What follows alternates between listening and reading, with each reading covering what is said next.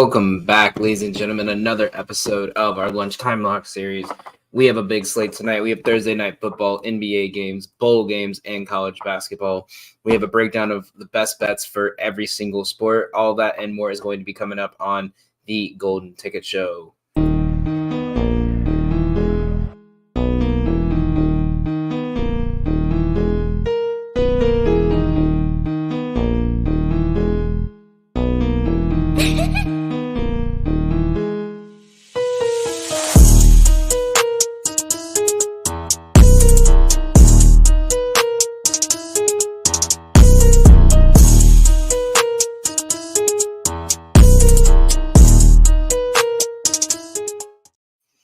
Welcome back, ladies and gentlemen. We have another great slate for you guys today. A little bit iffy on our day yesterday. We were kind of hitting that rough patch of a couple good bets just losing by just a little bit. We have some great bets today. A lot of stuff's coming. We have a couple bets that are coming out early today. So I don't know what's going on with my light here. There we go. Get me nice and bright here for you guys. So what do we got on slate today? We have some Premier League action. We have some NBA action, college basketball, college football, and Thursday night football. We have 5 different sports to bet on tonight. 5 things I love.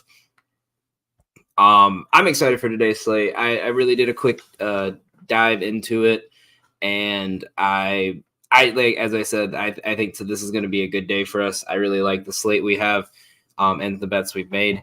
So let's get into it. So our first bet, again, we're going to go Premier League here. We talked about it yesterday on the show. Our final bet for this game will be Brighton to draw or to win against Crystal Palace. Crystal Palace has struggled the last couple of weeks.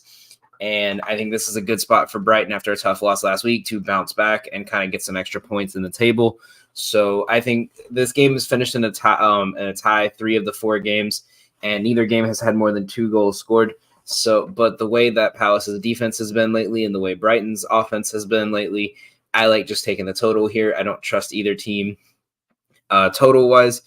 I would rather just take the double chance. You could also take this draw no bet. We do have that one as well. That's going to be on this banner here down below. You'll see it at the very end. But we do have our best bets down below throughout the entire show. So make sure you guys tune in for that. But as I said, I'm very excited for that tonight. That game kicks off at 3 o'clock. I'm going to be watching that one very heavily. But with that being said, let's go into tonight's bowl game for college football. We have a matchup between USF and Syracuse. Now, this game will be on ESPN. I think it's the Boca Raton Bowl, I think is what it's called. These are 2 teams. They're 6-6 each. So they just hit 500 on the year. But we're going to take USF on the spread here. I get why they're the underdog, but Syracuse is on a 3rd-string quarterback. So with that being said, I would rather just take the points on USF. We saw a team that shouldn't have won with a 3rd-string quarterback win the other night, but that was more of a Old Dominion fail than it was a Western Kentucky kind of win. In my book, that game should not even have gotten close to overtime, especially at 21-0, which was part of our bad beat day when we got hit with that total that we missed it by 1 point. So I'm going to rock with USF here. I got this one over from Sean Koner over on Action and on Twitter. He gave me some insight on this one that I just really love, so I'm going to stick with it. So we're going to rock USF here.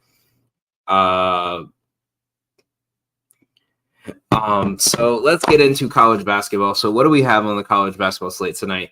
We have a big slate. There aren't many big games, like big matchups between top tier teams. As we got Sacred Heart, Dartmouth is kicking off now. I think a lot of teams are kind of like, this is their last day or 2 before the holidays, so they're probably not getting a lot of good games in. There's not any big major matchups going on tonight. I'm looking at it. I think maybe Kentucky, Louisville would probably be your best bet for a big game. because most of the schools are on break, so some of these games are kicking off a little earlier. We have a Kentucky-Louisville rivalry game, which we'll get into that one later. We got Purdue-Jacksonville. I have some opinions on that one, but again, we'll get to that one later. We got, nothing really. App State and UNC Asheville is kind of a little local rivalry. Nothing really to, unless you're an alumni of those schools or you're a fan of those schools, nothing really to look at there. But again, we're going to have bets for that. It's not really a big night tonight, but there's a lot of good value and a lot of good games. So let's get into it. So our first play is going to be right here on the screen.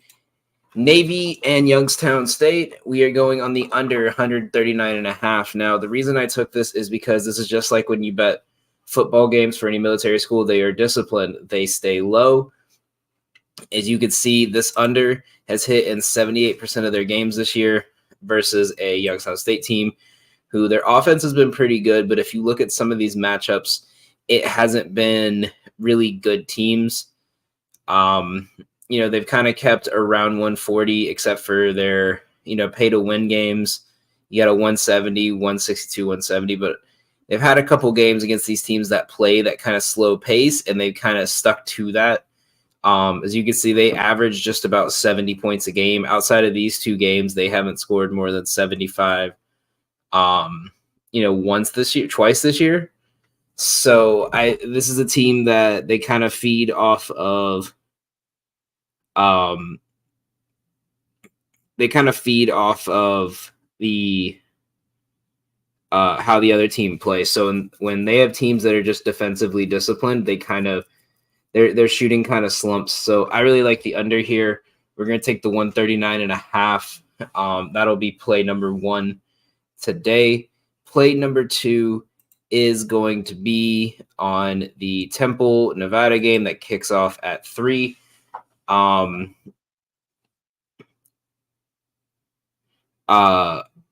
taking Temple here. There's no other reason why I wouldn't. I don't know how I feel about this Nevada team, and I'll tell you why in a second.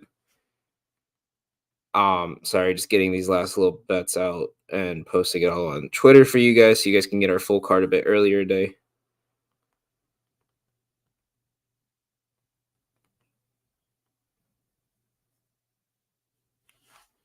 Okay, so the reason I like this play is if you look at Temple this year, they've covered this spread in a lot of games where the only 2 games they haven't covered within a 9-point deficit was a 9-point loss here and a 9-point loss here.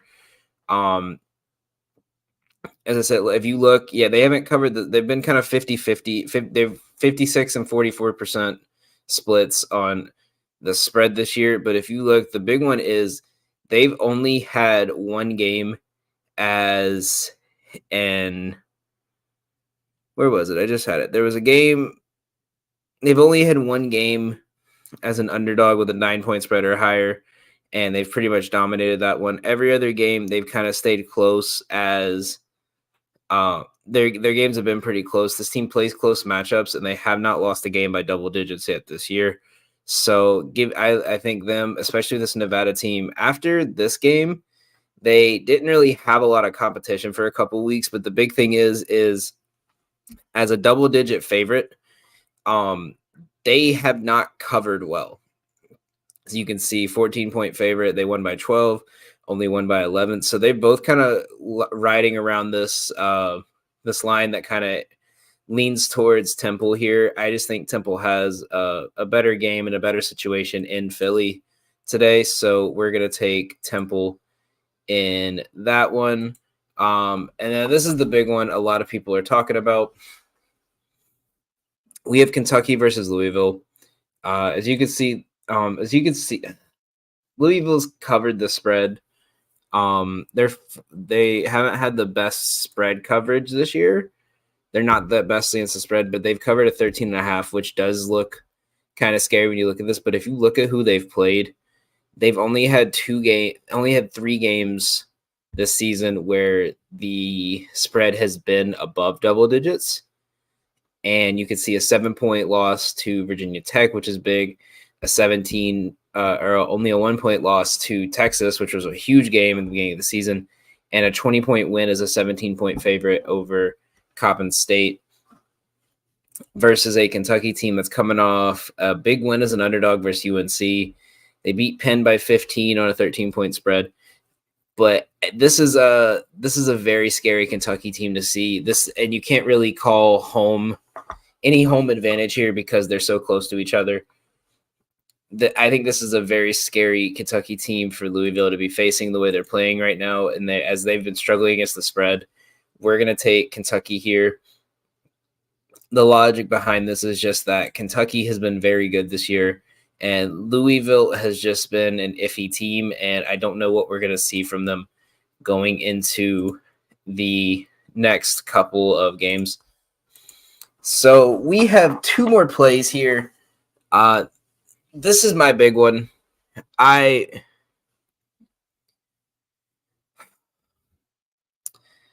Jacksonville hurt me. I don't know if any of you tailed that play, but Jacksonville going where I caught the total first thing in the morning, and it was at 140.5. And I saw as game time started, it dropped down to 138.5, and I didn't get the chance to catch it because we had the show when the line dropped, so I didn't get a chance to hit it. So I thought, 138 is not that much of a difference. This is 2 high scoring teams. I think they're going to go over. That game had no shot of going over going into halftime. It had a 3% chance of going over. They pulled all the way back and made the game to 75-65 with 17 seconds left. And so all you need there is a shot from either team. You need a foul. They dribbled the clock out after basically a travel call. Wasn't what we wanted to see. So we go on, and we're gonna vent our hatred out on this game. Now, I wanted to take Purdue on the spread, but if you saw it, the spread is 33.5. As much as I think that's likely it's going to hit, I just don't want to bet a 34-point spread. Because I want to enjoy watching this game, so I'm rooting for both teams to score here. As you can see, the line dropped to 138. We caught it at 140.5. It finished at 140. They haven't covered this 147.5 the best this year, but if you see, they've went over against South Carolina State, another team that plays fast. They hit 160 against Georgia Southern, another team that plays fast. The only team that they haven't really hit this that really is noticeable is Campbell, but again, Campbell is one of the slower-paced teams in college basketball.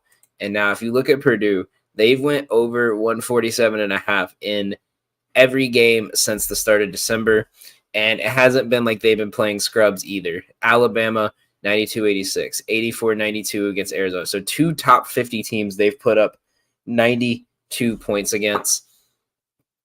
They put up 87 against Iowa, 88 in a loss to Northwestern, 99 on Texas Southern. They even still put up 71. They got pretty close to this spread, but they've hit this in 6 of their 10 games this season.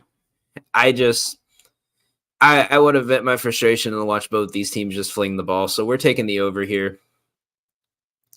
And we have one final play on the college basketball slate. It is, as a North Carolina kid, it's a game that I actually like watching this one. I've watched this before. It's App State -9 versus UNC Asheville. Now, unless you're a degenerate, you're not touching this game. You're not even noticing the slate. You're too focused on Thursday Night Football. But I love this play. I was researching it about 30 minutes before the show because I was just looking through my thing and I saw, App State's playing tonight. And being from North Carolina in college basketball, anytime there's a North Carolina school, I tend to kind of look at these things. As you can see, this bet's 105 on Caesars, 125 on DraftKings. We caught this one on Caesars. It was 9.5 when we caught it, so it has dropped a bit. But again, the only difference is that this finishes at 9. You void, I lose. So both these teams, this season have, now if you see last 10, they have not covered the best, or they're both 7-3. But since the beginning of the season, that number has kind of went down, while this number has went up. Now, the big one here, obviously, we see 21-point win as an underdog to Gardner-Webb, a 6-point favorite, and a win by 12 against Quinnipiac. But the big thing I'm keying on here is this Auburn team, this Auburn game right here. So as a 7.5-point underdog, they won by App State won by 5 to Auburn, which was a big win, obviously, for them, and a tough loss for a Bruce Pearl team that is looking for another good tournament run.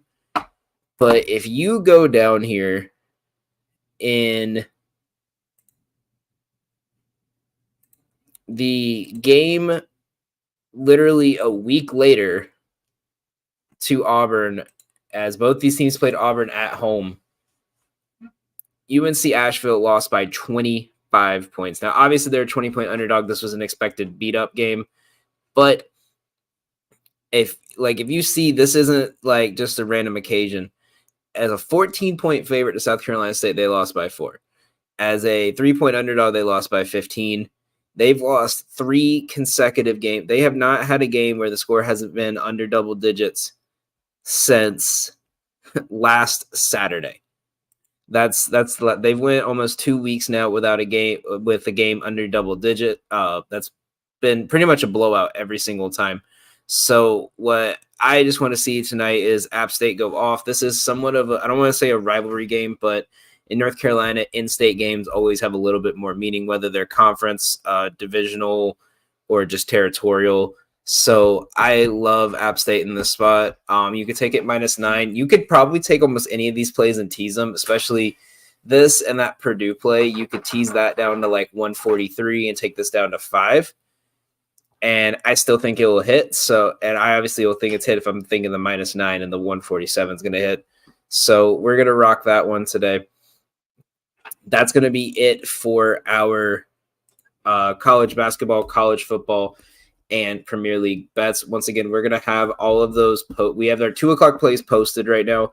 Our full card is going to be posted in the next 30 minutes without NBA, so we can have some more time to get some of these NBA games in since they don't start till 8 o'clock. But make sure you guys tune in for that. Coming up after the break, we're going to go over NBA action.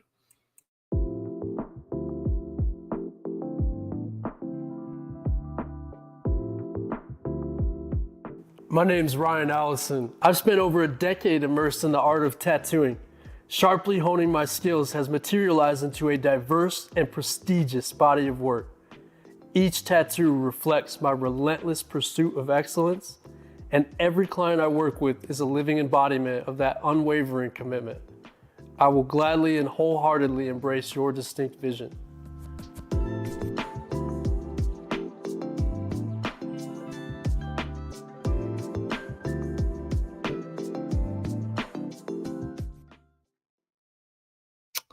Alrighty, so let's break into some NBA action. We only have 3 bets right now. We might have some more going. We're in a weird spot with NBA now. There's a lot of excitement, obviously, around Ja, but we're in this weird spot where with the best way to explain it is just simply, as we see, thank you, Deej. I needed that one. So if you're not aware, we talked about it on one of our shows before. Every time DJ's gotten mad because I've lost a bet that he's placed, he'll always like tweet out a hashtag of Fade Dan. And every time he's tweeted that hashtag out, the next day I went crazy. I think one day he said he was gonna fade me, and I hit a plus like 2,000 parlay. So we're gonna hope that's a good sign for today. But NBA is in a weird spot where we're getting a couple games here, we're getting a couple games there. But as we're going closer towards the Christmas game and the whole slate for that, there's going to be a lot of like 3-4 game slates. Maybe there's 5 or 6, but it's not going to be the best matchups because they don't want any focus away from between bowl season, and they want more focus on the Christmas Day game, so they're not going to put a lot. We're going to see a lot on Christmas Eve, and make sure you guys tune in on Saturday because we will have we might not have a show, but we're going to either have a video or an article posted to go over the Christmas Day and Christmas Eve slate for you guys, since I'll be out with some family at the time. So, but let's get into what we got so far here. We are on to our first play of the day, which is the Clips and the Thunder 235.5. Now, I'm watching this game hard. I am a diehard Thunder fan. The team that got me into the NBA was the Thunder. And I think this is going to be a great game because not only are we going to have Paul George going against the guy he was they traded for to send Paul George to LA, but we're also getting Harden. We're also getting Westbrook. So we're getting 3 former OKC players that I'm pretty sure only one's going to get an actual ovation. The other 2 might get booed going up against the baby Thunder. Now, the reason for this game that I think, this is a big play is one, the Clippers are on a back-to-back after a very close game that finished at 231 in their total. It was 120-111. The Thunder, as fast and as quick as they play and as young as this team is compared to the Clippers, they're going to run the ball. They're going to dictate the pace tonight, and they're going to push hard. Now, obviously, as you can see here, the last 10 games, while they've been on this 8 win streak game, plus their 2 losses to the Warriors and the Nuggets, they have not went over the best. But we might not see Paul George again tonight. If we do, I think he'll be on some sort of a minutes restriction, knowing that they have another day or 2 off over the next couple of days. We are going to see Kawhi a little bit tired, so he's probably going to get a little bit less minutes. And we're going to see a little bit more of Westbrook, Harden, and Mann getting more pace and more play. And with them dictating the pace, it's going to lead to a lot of movement and a lot of action. So I love this play because of that. Not only to mention, on the road, the Clippers, their defensive efficiency has decreased over their between this year and last year, even with Kawhi in, while their offensive efficiency has actually kind of went up. So whether it's just the teams they've played so far with playing on the road against Indiana, Dallas teams, and Utah in their last 10 with teams who just don't have a lot of defense. As you can see, in their last 10 games, they've played 4 of them on the road. And as you can see, look, since November 3rd, actually, no, you can even go back to through this whole season. If you look, only 1, 2, 3, 4 games were under 115 points. So that means that with the spread being 4.5, if the Thunder cover the spread, that's 115 to 125 or 120, that equals 235. But the big thing is the last 3 games have been against terrible defensive teams: 120, 151, 107. But not to mention, the big thing to worry about is that you see a decrease in the scoring here between in a back-to-back. As you can see this year, look at some of their back-to-backs. As we can see in the last couple weeks, they haven't had many. That's one good thing about the NBA this year, is it kind of kept back-to-backs away. But 125, 114, 99, and yeah, they've only had 3 back-to-backs, so they've only scored this once. But they're going against a Thunder team whose defensive efficiency is terrible at home. They give up closer to 110 points per game at home. Now, obviously, if you look at these games, they have not played a lot of top-tier offensive teams at home. As you see, they had the Spurs. They only give up 87. Some of these teams that are very streaky, they've played at home. But if you notice, in their last couple of games, outside of this Memphis one, you have a 136 to Golden State, a 120, a 127 to Philly. In their so 3 of their games they've given up over 120 points in their last 5, which is going to keep them from getting blown out. They're going to have to keep pace with that, and that'll definitely put you over. So I love the over here. I think this is going to be a big game for both teams, and so that's one I'm rocking with. Our next one here, Shooter Boy comes to the show for the first time. Now, I did not want to bet on Morant this early. I wanted to see what he was going to do. Obviously, we put a little parlay together. If you're on our picket, page. We had that posted there, so make sure you guys follow us there. You go to when you download Pickett, use the code FreeThrow6100. And you get I believe you and I both get a random cash deposit that could be anywhere from $3 to $50 from Pickett for using the app. But let's look at this season. So obviously his one game this year, he hit this. That was a given. He scored 34. He had 8 assists. He had a great game. We can't even lie about that.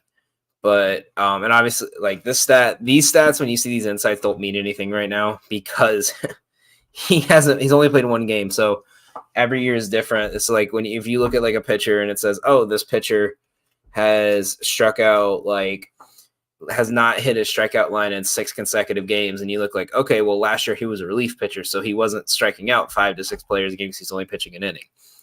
So here's the big thing I'm looking at. So obviously, look, they give up and you can see right here, the Pacers give up the second most points in the league. They're in the top 10 in rebounding and top half the league in assists given up, which means they're giving up a lot of ISO plays. But here's the thing.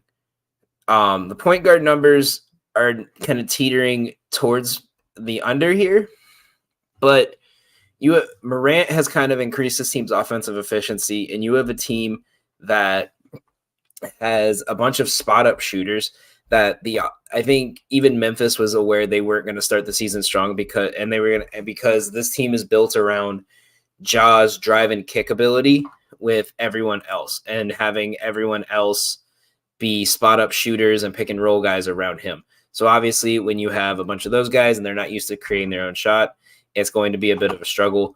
But with him in, I think this is a lock. I think the way they play with him in is even better. As you can see, everyone started shooting better.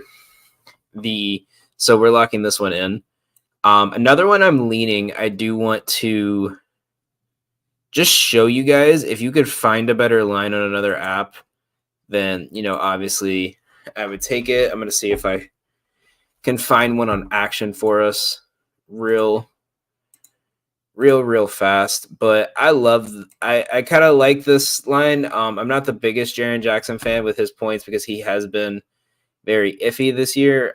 Every book has him at 122 at 22.5. So I would just, take it there. But there's a reason why I like this play. So if you look head to head, he got 28 his last game against Memphis last year. So obviously that's last year. With Morant, he scored 24. But there's a secret, I don't want to say a secret sauce, but there's something a lot of people have noticed about the Pacers lately, especially something that I'm looking at. As the Pacers have kind of dropped down to like the 8 in the West.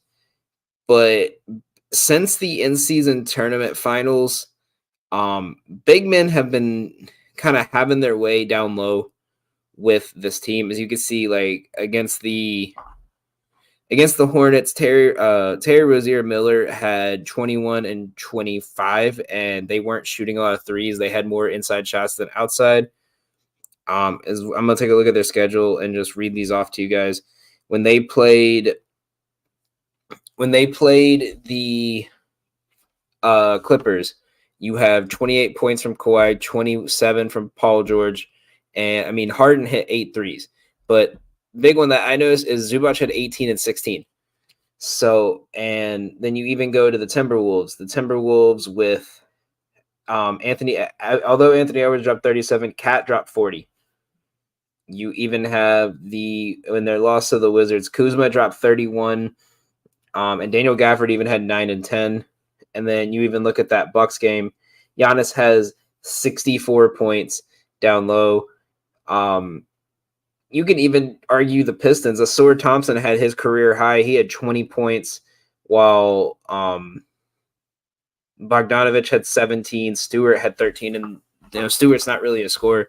So big men have been when the ball is focused on getting the ball in their hands, at least more than just on occasional pick and pop, like Cat, like Kuzma, like Anthony Davis when he dropped 40, Giannis.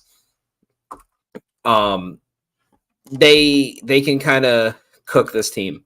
So as you can see, when he's playing the center, they give up the fifth most points to centers. When he's at power forward, they give up the most points to power forwards. Obviously, some of that comes from Giannis dropping 64 and kind of kicking that number a little bit higher. But lately, with the way Biyombo's been playing, Jaren Jackson has got moved to the 4 position. So I'm looking for him to go off again. They've kind of rotating Biyombo and Tillman based on matchup, but I'm really looking forward to him going off.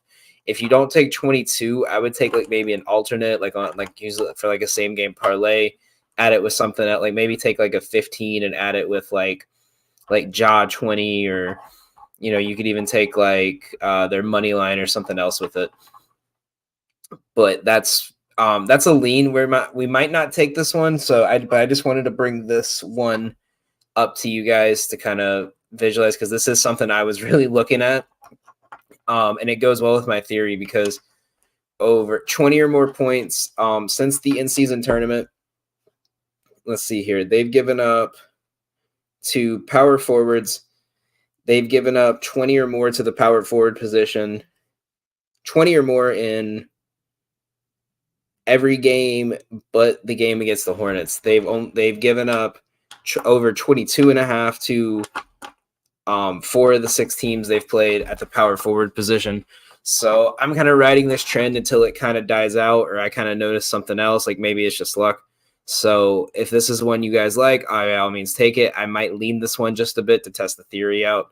So bear with me on that one. And our last play is on the man that just dropped 40 on them. We're taking Cats over in 3s. Now, it hasn't been the best, but the big thing I'm looking at is this. Head-to-head since Anthony Davis has been there. Wait, I want to see if it'll actually let me look at No, I don't. Head-to-head since Anthony Davis has been there. He's hit this in every game but 1. Now, if you see that 1, he didn't shoot a lot. He shot 4 or more in every game but that one game, and that was a 20-point blowout. So that most likely means that he hasn't been, on the floor as much. But if you look, the Timberwolves in the last couple of years have blown this team out the water. They've had 4 wins of double digits, and 2 wins that were 9 points, and a 6-point loss in their last game in I think it was actually in the play-in when that one happened. But you could even take their money line and put this with like him to score like 20 or something. Or if you want double your money, if you want double the money odds, you could take this and add it with Timberwolves money line, because I do like them to win tonight.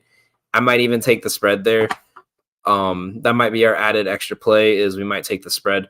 But I like this. If you see on this season, he's kind of went back and forth, but he's hitting at a 54% clip this season.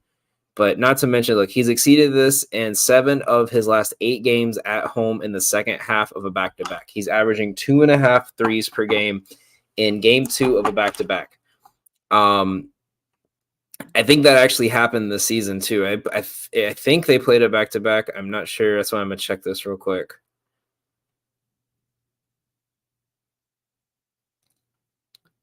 No, they haven't. But as you can see, he's hit at least 1 3 in every game, but this game against Phoenix, that was a blowout. That one was a back-to-back. But that one was also on the road. As you can see this season, look, 10 threes he's averaging about 4.5 threes a game. He's playing about 30 minutes. But I like to look at this. They're giving up to power forwards about 3.3 threes per game. And let's say Gobert's out and they drop him to the center. They're still giving up the 5th most threes to big men, whether it's power forwards, centers. They're, other than point guards and shooting guards, they're giving up 14 threes per game. There's not a lot of guys that shoot threes on this team at that kind of a clip. So we're going to rock with him there. But real quick, I'm going to look at this. The spread, it was 4.5 this morning. I think if you look head to head, in their last 4 head to head, this is hit in 3 of the 4. As we said before, you have a 9-point win last year, an 8-point win. And now some of these in the last couple of years, Cat wasn't playing, because if you remember, he was out the first couple months of the year. They lost by 12 in this one, and they lost by 8. But I really think this is one they win. I think you could take them straight up here. In this scenario, I think I honestly would. I would take them straight up, and then you could probably add it with, like, let me see if I can.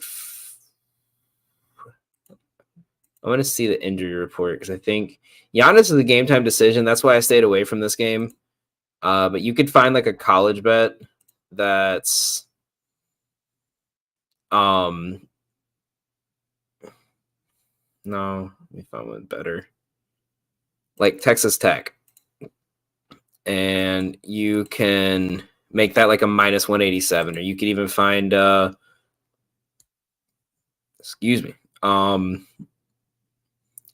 like Coastal Carolina, or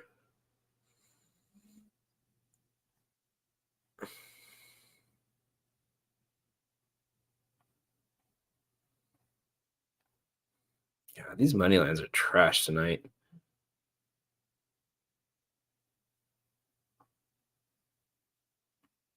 Or like Bradley, I like in that. I mean, that's obvious win. Or South Alabama. Like, look, you could add these two, make it minus 185, or even add that other one. You could add a couple like little minus thousands to kick this down into those kind of numbers. So, but we'll add that one in later. That's going to be our best bets for tonight for the NBA. Make sure you guys stick around. We're going to head to break, and then we're going to do a quick recap of our 3 best bets that I love, and some anytime touchdowns for tonight's Thursday night football matchup. And then we're also going to go over a couple plays I've put in for an extra couple plays I've put in for Saturday and Sunday in the NFL. So stay tuned. Durham Remodeling has been serving the Quad Cities area since 1973, and with over 50 years of excellence on their track record, you'll see why it's so easy to trust their experts when it comes to all of your home improvement projects. This family-owned business has you covered on all your needs. Protect your home or building from the elements today and get great roof repair services. Need new windows? No problem. Durham Remodeling can upgrade your windows and doors. Whether you want to upgrade the little details in your home or office, or want to tear a room down and start fresh, the expert contractors at Durham Remodeling have your back. Even the smallest changes can completely transform your space. Ready to start entertaining your friends for backyard barbecues? Durham Remodeling will help you plan, design, and build your deck and patio for the perfect outdoor space. Durham Remodeling's work is 100% guaranteed, so you can rest assured that you're getting the best service around. Call 309-786-6715 today for your free estimate for all your roofing, siding, flooring, windows, and painting needs. That's Durham Remodeling, 309-786-6715.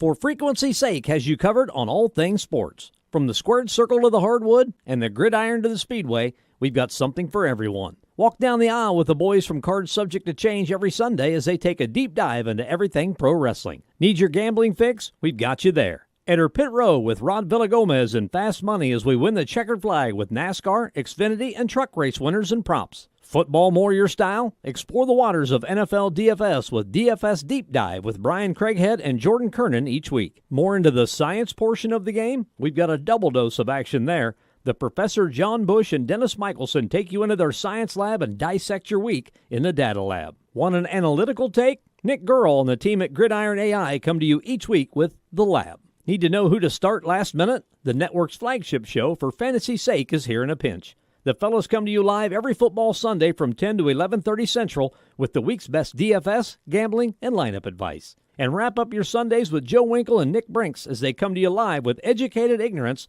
looking at all the day's action. Can't get enough of Joe? He comes to you 3 times a week.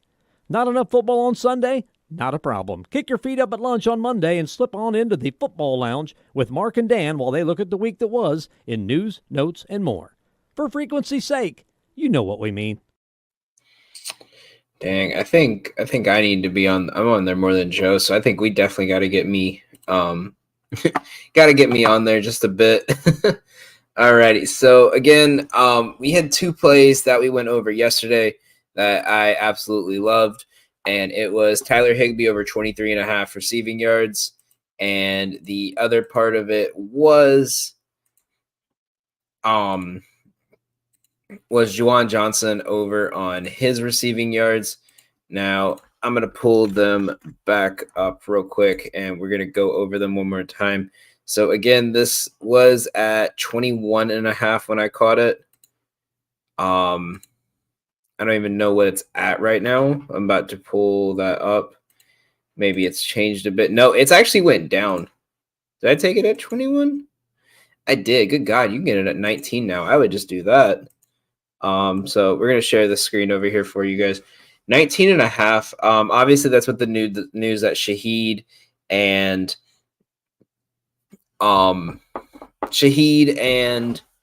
Olave are both cleared to play. I just realized I had probably my best basketball play of the day, and I forgot to bring it to you guys. It's on the screen here. I'll restart this thing so you'll see it here in a second. I was so mad at myself about that. I was so excited about this play today. It better be on there. If it didn't save through, oh my God, it didn't. Okay, well, we're going to go over this real quick, and then I'll go over that one. It's going to be my play of the day. I'm going to do 2 units on this one. So this is why I like this one.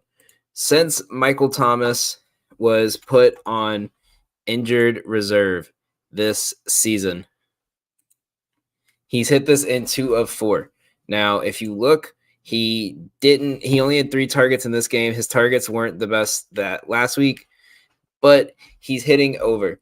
And the receiving yards to tight ends is the 9th worst in the NFL. They give up 58.3. He's getting more and more targets. He's now the 5th most targeted player. You put him in possibly top 3 because Kamara, I don't think, is going to get a lot of targets, and Thomas is out. So his target share is probably going to go up to about 15% this week. Foster Moreau hasn't done much. They're obviously taking their time with him. Jimmy Graham is only getting touches in the end zone, and Taysom Hill is just kind of everywhere. So I don't think they're going to be. I think everyone kind of knows what's going on with him at this point. But if you look, this whole little purple chunk right here is all him. So you could see all of these are these top 5 guys, and then everyone else is kind of sprinkled through the rest of the way. But he's getting about 7.7% of the target share this season. With Michael Thomas out, it's went up to 11%. So I love this play for him. I would even take this again at 19.5. I'm actually really glad this happened. I'm going to add that one back in and replace that one. And then the next one we have is going to be on Mr. Tyler Higbee. Now, he also, I think his line dropped down. It was 23.5. It's 22.5 now. So not much of difference. Actually, well, that's weird. You can get his under at 22, but his over at 23. That's interesting. But let's look at the season for him. It's kind of been back and forth. He had 1 game good and then a struggle, 2 games good and then a struggle. But if you notice these 3 games, he's played very well. Since the bye, he's gotten over this line 20 or more in 3 of the 4 games since the bye. He's exceeded this line in 7 of the last 10 games when they're favored by less than 7 points. He's getting 43 yards per game. I really like him this week as we go down and look.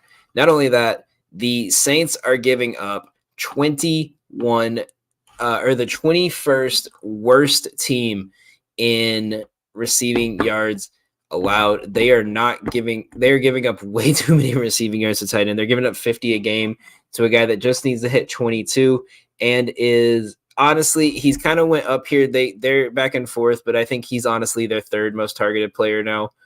As you could see in the last 3 games, I think he's gotten more targets than Tutu, but I'm going to double check that as we saw 5, 4, 5. He doesn't even I don't even think Tutu is playing, and I think he's injured. So, let me check that.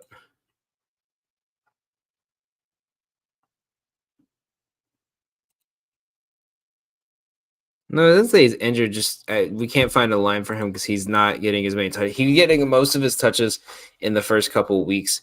So, but I love Higbee here in this one. And the last one we're going to do isn't even on. I don't have anything on Outlier to justify why I'm taking it. It's just what I like here. I'm fading the Saints. I'm fading Who Dat Nation.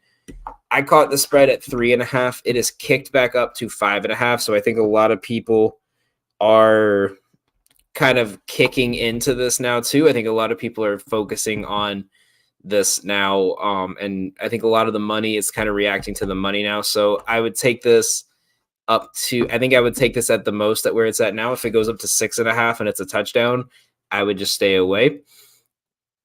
But I love the 5.5 here. So those are our 3 NFL plays tonight. We have Higbee over on his receiving yards. We have Juwan Johnson over on his receiving yards. And we're doing a tight end only special today. And then we're going to take the minus 3.5. I would take it at where it's at now, minus 5.5 on the Rams. Now, let me go back to the NBA for my absolute favorite play. Now, I caught this morning at plus 110.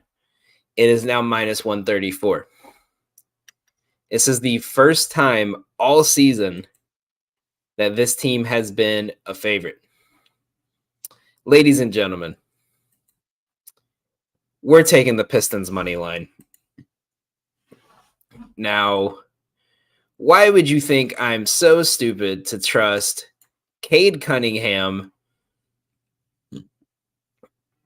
with beating this Jazz team? Simple as this. Marketed is out.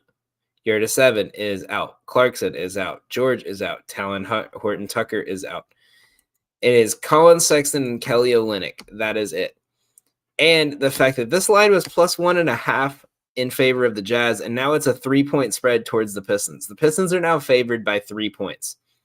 Yes, we can see here. They have not won a game they have not won a game since October 28th. They have went almost 2 consecutive months without a win. But this Cleveland team is playing on a back-to-back. And as you can see, on the road, they have only won 2 games this year. They are 2-13 on the road. The only team worse than them on the road right now is the team they're playing. But the biggest thing is this now. As an underdog, they are 8-25 in their last 33 games as an underdog. They are 1 and since they are 2-13 as a as a road team. Not only that, as you can see here, this season, as a road underdog, they've covered the spread 4 times, but they've only been able to cover a 2-point spread in their 2 games they've won. The spreads they've covered, 11.5, they covered at 11 points. 5.5, they won by 6. 5.5, they won. 8.5, they lost by 8. They are getting sweaty covers. They're staying close. With the only real detriment to this team right now being Jalen Duren and Killian Hayes, who has an illness and is a little bit questionable, but he's probable to play. I'm going to take the Pistons tonight. If they don't win, I'm betting money on the Pistons every single night until they win a game. This is their spot. This is where they end the losing streak. We're all going to be celebrating at the end of the night about the Detroit Pistons taking out the Utah Jazz to end this streak and go down forever in infamy as one of the worst stretches of basketball in NBA history. Give me the Pistons money line at plus money tonight. It's minus 134. You got to take it at this point. I think the more you take it, the more it's going to kick this up and it's going to get a higher spread. So take this now if you can. That is our full card tonight. Thank you everyone for watching. Make sure you guys stay tuned tomorrow. We will be going live tomorrow to break down Friday and Saturday for bowl games. We're going to be breaking down. We might do some NBA action, but I think we're going to focus mainly on. I think we might take a pause on college basketball tomorrow, and we'll do a couple NBA bets. We'll do college football for bowl game, and we're going to do the NFL games for Saturday. But make sure you guys stay tuned because we have a special surprise for you later that night with me and Mr. Joe Winkle at Educated Ignorance, and we are going to be breaking down some games for you guys for Christmas Day. Once again, thank you all for watching. Thank you all for tuning in. I hope everyone's bets hits, and let's go Pistons.